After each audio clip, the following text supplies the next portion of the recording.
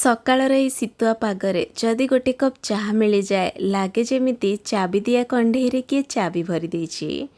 ଆଉ ଯଦି ଚା ଆପଣ ଏଇଭଳି ଭାବରେ ପ୍ରସ୍ତୁତ କରିବେ ନା ଆପଣଙ୍କୁ ଲାଗିବ ଏ ଏନର୍ଜି ଯେଉଁ ମୋ ଭିତରେ ଆସିଲା ସତରେ କ'ଣ ଏଇ ଚାହାରେ ଥିଲା। ତାହେଲେ ଏଇ ଚାହାର ସ୍ପେଶାଲ ରେସିପିଟିକୁ ଦେଖିବା ପାଇଁ ଆପଣ ଯଦି ରେଡ଼ି ଅଛନ୍ତି ତାହେଲେ ଏଇ ଭିଡ଼ିଓଟିକୁ ଲାଇକ୍ କରିବେ ଆଉ ହଁ କମେଣ୍ଟ କରିକି ମୋତେ ଜଣେଇବେ ଆପଣଙ୍କ ସକାଳ ଚାହାରୁ ଷ୍ଟାର୍ଟ ହୁଏ ନା କଫିରୁ। ଚ୍ୟାନେଲରେ ନୂଆ ଥିଲେ ଚ୍ୟାନେଲକୁ ସବସ୍କ୍ରାଇବ କରିକି ବେଲ୍ ଆଇକନଟିକୁ କ୍ଲିକ୍ କରିଦେବେ। ଅଲ୍ ନୋଟିଫିକେସନ ଅନ୍ କରିବାକୁ ତ ବିଲକୁଲ ଭୁଲିବେନି। ନମସ୍କାର, ମୁଁ ସୁନିତା ଆପଣମାନଙ୍କୁ ସ୍ୱାଗତ କରୁଛି ଆମ ଚ୍ୟାନେଲ ସୋନିସ୍ କିଚେନ ହାଇଲାଇଟ୍ସରେ। ଚାଲନ୍ତୁ ଷ୍ଟାର୍ଟ କରିବା ଆଜିର ଆମର ଏଇ ରେସିପି। ଚାହା ସମସ୍ତଙ୍କ ଘରେ ପ୍ରସ୍ତୁତ ହୁଏ, ଇନଗ୍ରିଡିଏଣ୍ଟ ବି ସମସ୍ତଙ୍କର ସେମ୍ ଥାଏ। ହେଲେ ଆପଣ ଯଦି ନୋଟିସ୍ କରିଥିବେ ସମସ୍ତଙ୍କ ଚାହାର ଟେଷ୍ଟ ଡିଫରେଣ୍ଟ ଥାଏ। କାରଣ ଚାହା ବନେଇବା ଷ୍ଟେପ୍ସ ଉପରେ ଡିପେଣ୍ଡ କରେ। କେଉଁ ଇନଗ୍ରିଡିଏଣ୍ଟ ପରେ କେଉଁ ଇନଗ୍ରିଡିଏଣ୍ଟ ଯିବ ଯଦି ଆପଣ ଧ୍ୟାନ ଦେବେ ତାହେଲେ ଆପଣ ବହୁତ ବଢ଼ିଆ ଚାହା ବନେଇବେ। ଏଠାରେ ଆପଣ ଦେଖୁଛନ୍ତି ମୁଁ 1 ଇଞ୍ଚର ଅଦା, 2ଟି ଲବଙ୍ଗ, 3ଟି ଗୁଜୁରାତିକୁ କୁଟି ନେଇଛି। ମୁଁ ଏଠାରେ 2 କପ୍ କ୍ଷୀରକୁ ବାହାର କରି ରଖି ନେଉଛି। ଯଦି ଫ୍ରିଜରେ କ୍ଷୀର ଅଛି ବାହାର କରି ପୂର୍ବରୁ ରଖିଦିଅନ୍ତୁ। ଥଣ୍ଡା କ୍ଷୀର ଗରମ ଡିକସନରେ ଡାଇରେକ୍ଟ ଦେବେନି। ତାପରେ 2 କପ୍ ମୁଁ ଏଠାରେ ପାଣି ନେଉଛି। ଫ୍ଲେମ୍କୁ ମୁଁ ଏବେ ଅନ୍ କରି ନେଇଛି। ଏବେ ପାଣି ଯେମିତି ଆପଣ ଦେଲେ ତା ସଙ୍ଗେ ସଙ୍ଗେ ଆପଣ ଏଥିରେ ଚା ପତ୍ର ଦେବେନି। ଏବେ କ'ଣ ଦେବେ ତାହେଲେ ଅଦା, ଗୁଜୁରାତି ଆଉ ଲବଙ୍ଗ ଯେଉଁ ଆମେ କୁଟିକି ରଖିଥିଲେ ତାକୁ ଦେବା। ଆମେ ଯେଉଁ ପଦ୍ଧତିରେ ଚାହା ପ୍ରସ୍ତୁତ କରୁଛନ୍ତି ଏଇ ଚାହା ଆପଣଙ୍କୁ ଥଣ୍ଡାରୁ ବି ବଞ୍ଚେଇବ।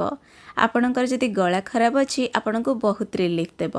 ତାହେଲେ ଯେଉଁ ମସଲା ଆମେ ଦେଇଛନ୍ତି ପାଣିରେ ମାନେ ଅଦା, ଗୁଜୁରାତି ଆଉ ଲବଙ୍ଗ ତାକୁ ଆମେ 1 ମିନିଟ୍ ସିଝେଇ ନେବା ମିଡ଼ିୟମ୍ ଫ୍ଲେମ୍ରେ। ଯେତେବେଳେ ଏଇ ମସଲା ଗୁଡ଼ିକ 1 ମିନିଟ୍ ପାଇଁ ସିଝିଯିବ ପାଣିରେ ଆର ଏସେନ୍ସଟା ବାହାରି ଆସିବ ତାପରେ ଆମେ ଏଥିରେ ଦେବା 2 ଛୋଟ ଚାମଚ ଚାହା ପତ୍ର। ଚାହା ପତ୍ରର କ୍ୱାଣ୍ଟିଟି ଆପଣ ତେବେ ବଢ଼େଇବେ ଯେତେବେଳେ ଆପଣ ଚାହାର କ୍ୱାଣ୍ଟିଟି ବଢ଼େଇବେ। ନହେଲେ ମୁଁ ଯେତିକି କ୍ୱାଣ୍ଟିଟିରେ ମାନେ 2 କପ୍ ପାଣି 2 କପ୍ କ୍ଷୀର ନେଉଛି ତ 2 ଛୋଟ ଚାମଚ ଚାହା ପତ୍ର ଇନଫ୍ ଅଛି। ଆକୁ ଗୋଳେଇ ନେବା ଆଉ ଟିକେ 2-3 ବିବୁସା ଆସିଲା ପର୍ଯ୍ୟନ୍ତ ଆକୁ କୁକ୍ କରିନେବେ। ତାପରେ ଆମେ ଏଥିରେ ଦେବା 3 ଛୋଟ ଚାମଚ ଚିନି। ମୁଁ ଯେତିକି କ୍ୱାଣ୍ଟିଟିର ଚା ବନାଉଛି ଏତିକି ପାଇଁ 3 ଛୋଟ ଚାମଚ ଚିନି ପରଫେକ୍ଟ ଅଛି। ଆଉ ମନେ ରଖିବେ ଯଦି ଆପଣଙ୍କ ଘରେ ସୁଗାର ପେସେଣ୍ଟ ଅଛନ୍ତି ଏବେ ଆପଣ ଚିନି ଦେବେନି। ଆପଣ ପ୍ରଥମେ କ୍ଷୀର ଦେବେ, ଚାହା ପ୍ରସ୍ତୁତ ହେଲା ପରେ ତାଙ୍କ ପାଇଁ ବାହାର କଲା ପରେ ଲାଷ୍ଟରେ ଚିନି ଦେବେ। ଏବେ ଦେଖନ୍ତୁ ଚିନି ମେଲ୍ଟ ହେଇଯାଇଛି। ମୁଁ ଏବେ କ୍ଷୀର ଦେଇଦେଉଛି। କ୍ଷୀର ଦେଲା ପରେ ଏଥିରେ ବଏଲ୍ ଆସିବା ପାଇଁ ୱେଟ୍ କରିବେ।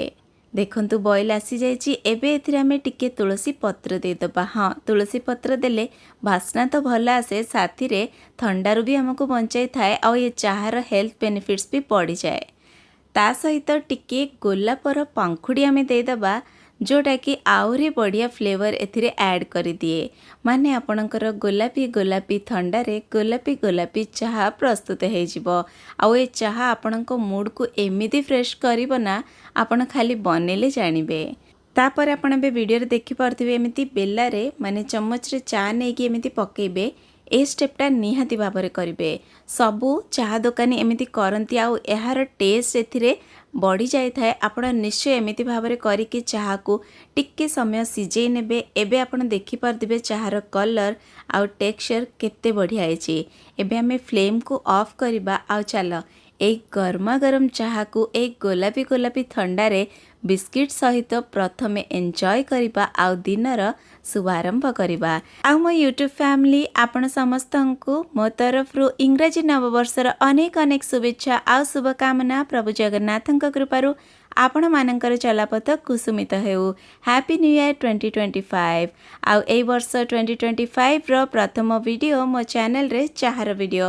ମୁଁ ବି ଆଶା କରୁଛି ଏଇ ବର୍ଷ ଆପଣଙ୍କର ବହୁତ ସପୋର୍ଟ ମିଳିବ ଆଉ ମୋ ଚ୍ୟାନେଲ ବହୁତ ଗ୍ରୋ କରିବ। ଆଜି ପାଇଁ ରହିଲି, ଧନ୍ୟବାଦ।